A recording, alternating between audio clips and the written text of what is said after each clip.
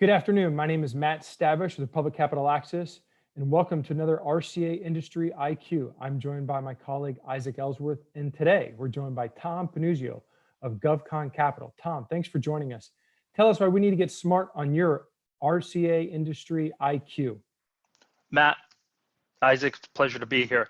The reason you have to get familiar with it is we have a very unique experience. We have both the contracting experience, we have federal government experience, our experts have banking experience. So we really bring a unique mindset to our equipment financing. And our focus is middle market government contractors who need their CapEx financed to stand up essentially and support their contracts.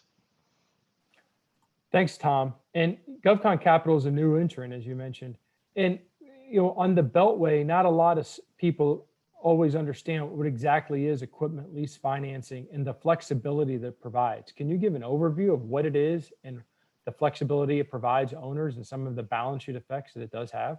Sure, Matt. Great question. So essentially, the advantages of equipment financing is you're able to finance 100% of the asset without having to sign a blanket lien. Essentially, you finance the asset for 100% of its cost, whether you're implementing that cost over a period of 6 months, 5 months, or even 2 weeks. For example, if you have a large project, oftentimes you can finance the asset over 6 to 9 months. We finance everything from aircraft, mission systems, as well as unique specialized equipment. And at the end of the day, the reason is that we're going to be better for you than a traditional loan is we can finance it oftentimes in 3 years. There's tax and accounting benefits. And really at the end of the day, you're going to have 100% financing on an asset that maybe some banks don't even want to finance. Thanks, Tom. Speaking of that flexibility, a lot of times situations comes where you have to bring in two capital structures into a situation. And GovConCapital seems like you guys specialize in being able to work in adjacent or solely for the government contractor. So why is that important for companies to understand the lien situation when working with GovConCapital? Well, it's important because we really can complement companies like RCA. And we can really complement in a sense that we don't have to take blanket liens. In other words, we free up assets. We're not going to take all of your assets. So you have the ability to leverage those assets beyond GovConCapital.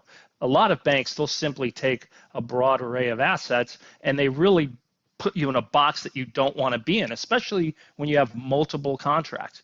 Through equipment financing at GovConCapital, we don't have to do that. So it really allows you to get the most out of all of your investments. And it also, again, provides tax and accounting benefits as well. Tom, two-part question. So when should a firm contact GovConCapital?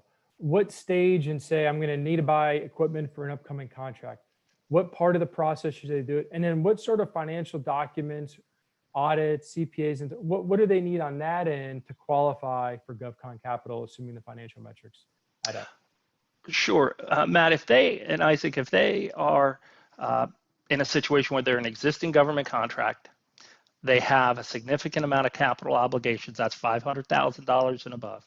Even if they're 6 months out, they should be contacting GovConCapital. And the reason why is because there's a lot of times that government contractors need 6 to 9 months to get equipment, especially with the supply chain issue.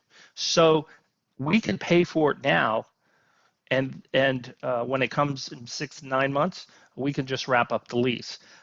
Very few documents needed, simply a proposal. We'll get to them, and then we'll look at their financials and let them know within 24 hours if we can approve them. If we can approve them, because we are a direct lender, we'll be able to get the documentation done within 3 to 7 business days, and we're ready to go. That's great.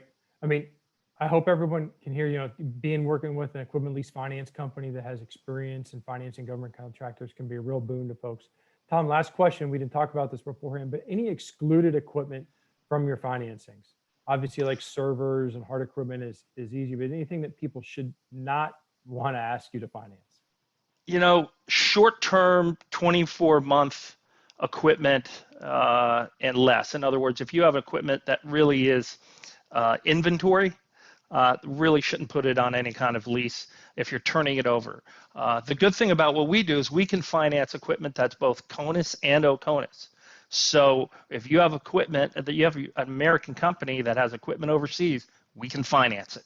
And that's really another niche that we really enjoy. Great. Well, that wraps it up for this session of RCA's Industry IQ. Again, I'm Matt Stavish, joined by my colleague Isaac Ellsworth. This afternoon, we got to hear from Tom Panuzio, founder of GovConCapital. Thanks you, Tom. Take care, guys.